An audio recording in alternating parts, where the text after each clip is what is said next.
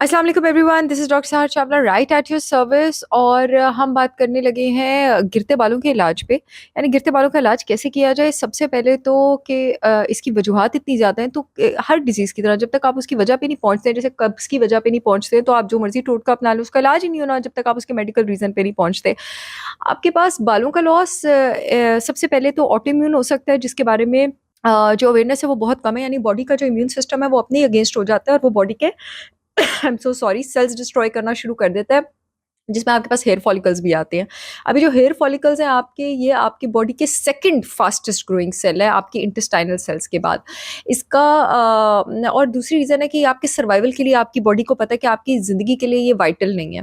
तो दूसरा आपके पास जो कॉज़ हो सकता है वो ये हो सकता है कि कोई भी न्यूट्रिशनल डेफिशिएंसी, इससे पहले कि न्यूट्रिएंट्स क्योंकि आपके जिस्म के हर फंक्शन को चाहिए, वो आपके जिस्म के वाइटल फंक्शंस को अफ़ेक्ट करें, जैसे आपके साँस लेने को, आपके दिमाग के फंक्शन को, आपके दिल के फंक्शन को, वो उससे पहले अफ़ेक्ट करेंगे उन फंक्शंस को जिनको इतना ज़रूरी नहीं समझते। जैसे आईसाइट हो गया, विटामिन ए की कमी आपके इम्यून सिस्टम को नीचे ले जाने से पहले आपकी आईसाइट को नीचे लेकर जाएगी।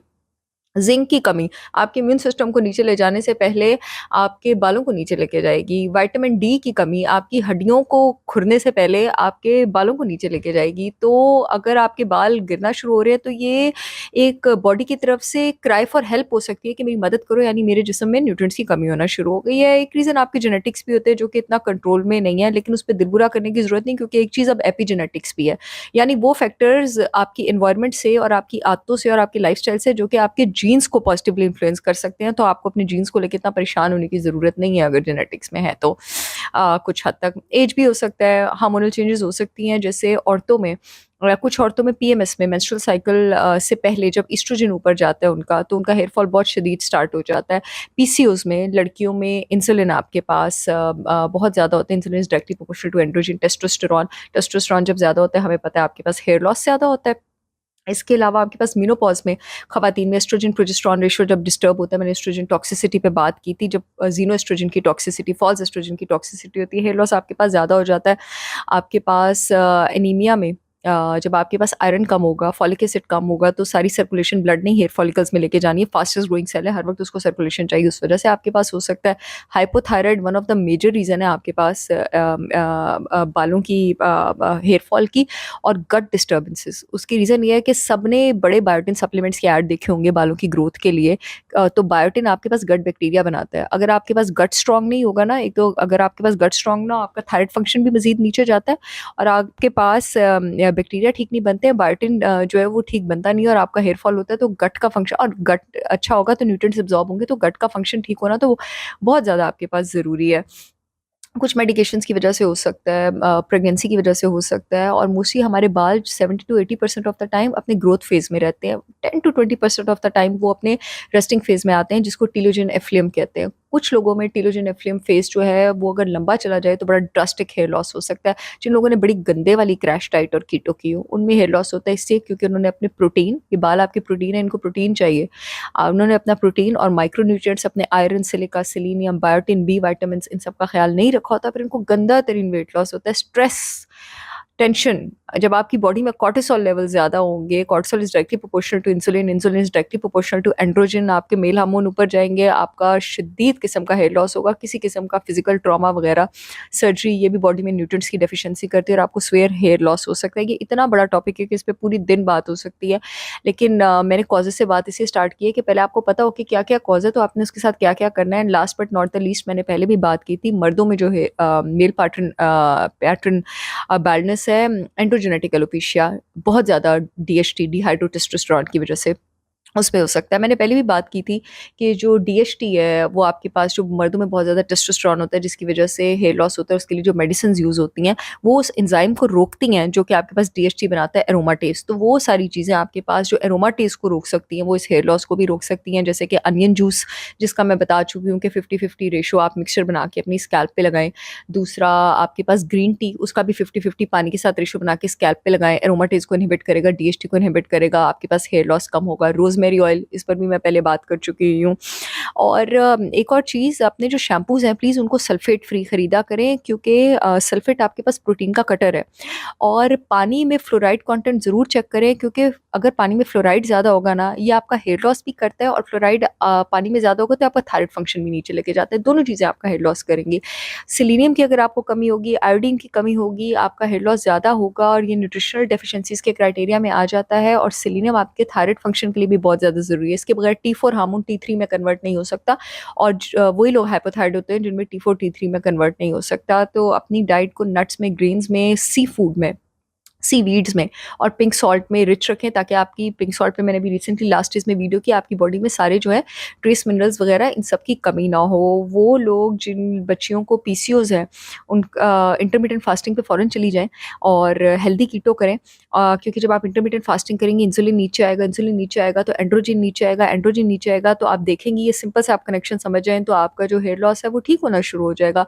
फॉलिक एसिड की कमी, B9 विटामिन की कमी जो कि खून बनाता है, B6, B12 ये मिलके खून बनाते हैं, आयरन की कमी, इन सब की कमी आपको शदीद किस्म का हेयर लॉस कर सकती है। तो हीम आयरन सोर्सेज से, यानी एनिमल सोर्सेज ऑफ प्रोटीन से अपना आयरन लेना शुरू करें, अपनी डाइट में इंक्लूड रखें। और अगर ज़रूरत पड़े तो आप सप्लीमेंटेशन भी ले सकते हैं इसकी।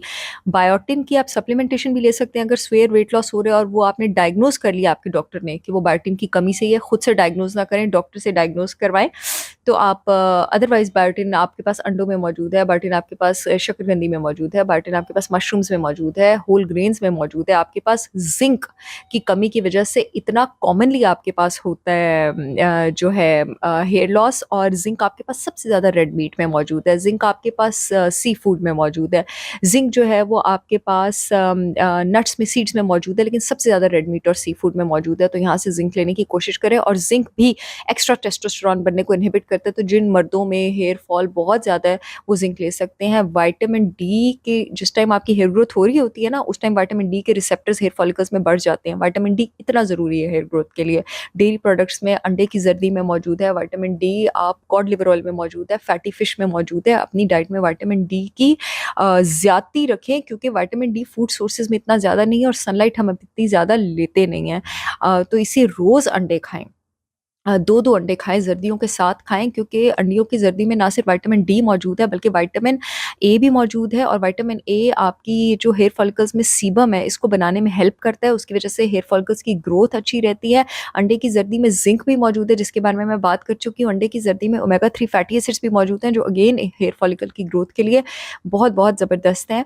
और वो सारी लड़कियाँ जिनको पीसीओएस वगैरह है वो अपनी डाइट में सोयाबीन्स भी इंक्लूड कर सकती हैं, 40 gram of serving around twice a week, क्योंकि फर्मेंटेड सोया प्रोडक्ट्स यूज़ करें। सोया प्रोडक्ट्स पे भी मैंने पहले एक बार वीडियो की थी, क्योंकि जो फर्मेंटेड सोया प्रोडक्ट्स होते हैं आपके पास, उसमें आपके पास फाइटोएस्ट्रोजेंस मौजूद होते हैं जो जिस्म से फॉल्स एस्ट्रोजेंस को फ्लश आउट करते हैं।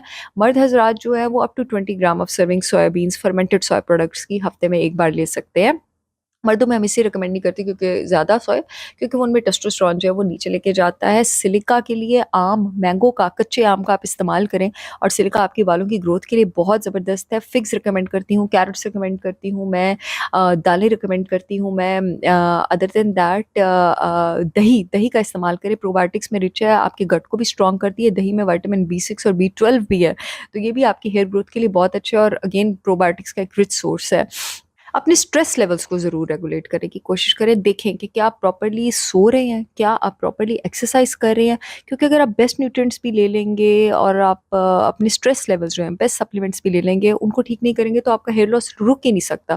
बिकॉज मीनोपॉज के बाद भी ख़वातीन में अक्सर हेयर लॉस की रीज़न यही होती है कि उनके कॉर्टिसोल लेवल्स जो हैं वो बहुत ज़्यादा होते हैं, और क्योंकि बॉडी मीनोपॉज को स्ट्रेस की तरह परसीव करती है, तो क्योंकि वो उसको कंट्रोल नहीं कर पा रही होती है, तो वो अपने हेयर लॉस को भी कंट्रोल नहीं कर पा रही होती हैं।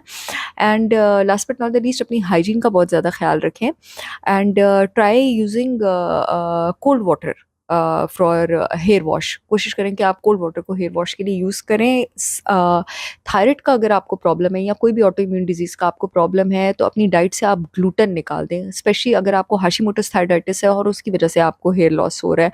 इस केस में आपने ग्लूटेन अपनी डाइट से निकालना ही निकालना है, बल्कि एंटीबॉडीज़ भी हाशिमोटोस थायराइडाइटिस की आपकी बॉडी में कम होना शुरू हो जाएंगी। अपने हेयर लॉस का कॉज पहले डायग्नोज करवाएं और फिर जाके उसका ट्रीटमेंट जो है वो शुरू करें।